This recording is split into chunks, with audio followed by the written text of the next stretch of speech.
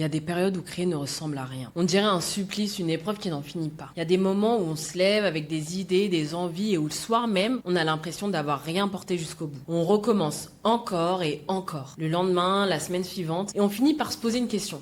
À quoi bon? C'est pas nouveau, pourtant on s'en étonne encore. Et si je te disais que ce sentiment, cette fatigue, cette impression d'effort sans fin avait déjà un visage, une histoire, un mythe? Aujourd'hui, j'aimerais te parler de Sisyphe et de ce que son rocher dit sur nous. Si tu veux approfondir ce genre de sujet, créativité, motivation, écriture, j'ai une newsletter où je partage des réflexions et des idées plus détaillées. C'est probablement le meilleur endroit pour suivre ce que je fais. Et si ça t'intéresse, le lien est dans la description.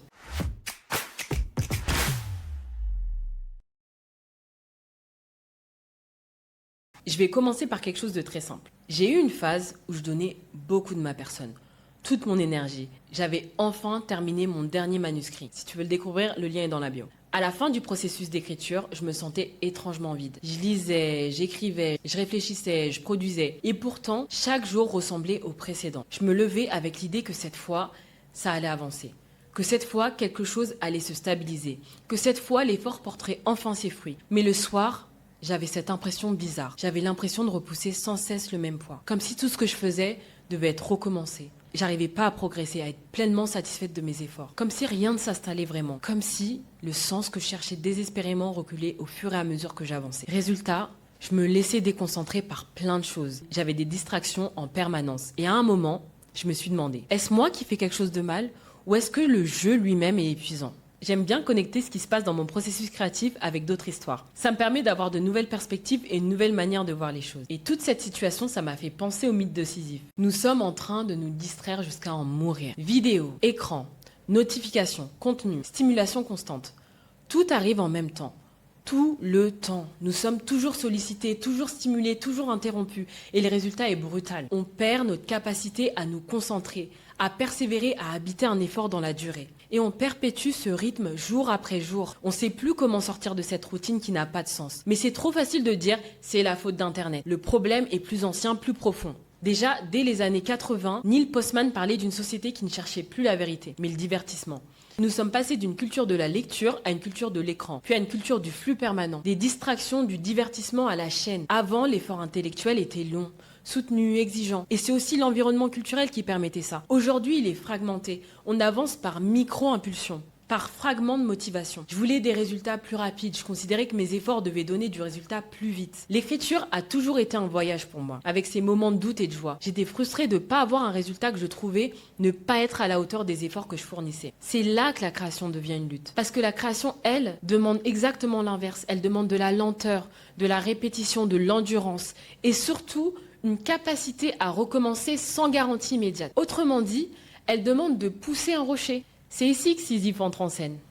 Dans la mythologie grecque, Sisyphe est un roi rusé, intelligent mais arrogant. Il défie les dieux, il triche avec la mort, il refuse sa condition de mortel. Il a une punition horrible, mais surtout absurde. Il est condamné à pousser un rocher énorme jusqu'au sommet d'une montagne. À peine arrivé en haut, la pierre redescend. Il doit recommencer pour l'éternité. Aucun progrès, aucune fin, aucune récompense, seulement l'effort répété. Camus reprend ce mythe dans le mythe de Sisyphe. Pour lui, Sisyphe devient le symbole de la condition humaine.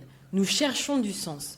Le monde n'en offre pas clairement. Et de cette tension naît l'absurde. La vraie question de Camus n'est pas comment échapper à l'absurde, mais comment vivre avec. Et sa réponse est radicale. Sisyphe n'est pas malheureux parce qu'il pousse le rocher. Il serait malheureux s'il espérait que le rocher reste en haut. Camus écrit cette phrase célèbre. Il faut imaginer Sisyphe heureux. Pourquoi ? Parce que dans cet instant où il redescend la montagne, Sisyphe sait ce qu'il attend. Son parcours est prévisible, attendu. Il est lucide, il l'accepte. Il ne vit plus dans l'illusion d'un résultat final autre que la répétition de ce cycle. Il vit dans la conscience de son effort. Et là, quelque chose devient clair. Nous sommes Sisyphe, le créatif qui recommence chaque jour sans reconnaissance immédiate, l'écrivain qui doute à chaque page, le penseur qui remet sans cesse son travail en question, l'artiste qui recommence malgré l'épuisement, le travailleur du sens dans un monde saturé de bruit. Notre génération est une génération sisyphéenne. Nous savons que la concentration est difficile, le sens est fragile, la récompense n'est pas garantie et pourtant, nous continuons. Nous poussons notre rocher presque malgré nous. Nous continuons à faire des efforts même si on ne comprend pas toujours le sens de ce qu'on fait. De cette routine répétitive qui impose un rythme qui peut faire perdre la tête. Alors que faire de cette lucidité aujourd'hui ? Le mythe de Sisyphe ne nous dit pas « continue parce que tout ira mieux ». Il nous dit « continue parce que c'est là que ta dignité se joue ». Dans un monde qui nous pousse à l'abandon rapide, choisir la persévérance est un acte presque révolutionnaire. Lire profondément, créer lentement, penser sans distraction, revenir au travail intérieur. Pour m'accompagner dans ce travail intérieur, j'utilise un template de journaling en 10 étapes qui m'aide à clarifier mes pensées, mes émotions et mes idées. Et pour vous aider à faire ce même travail, je vous ai préparé ce template gratuit que vous pouvez retrouver via le lien dans la description. La question n'est plus « est-ce que ça en vaut la peine ?» mais « qu'est-ce que je deviens en poussant ce rocher ?» Le processus ne produit pas seulement un résultat, il produit une forme humaine. Peut-être que le sens n'est pas au sommet. Peut-être qu'il est dans le geste répété. Peut-être que créer aujourd'hui, c'est pas espérer que le rocher reste en haut. C'est apprendre à marcher à côté de lui, à le reconnaître, à l'habiter, à habiter nos idées. On se retrouve dans la prochaine vidéo. Bisous!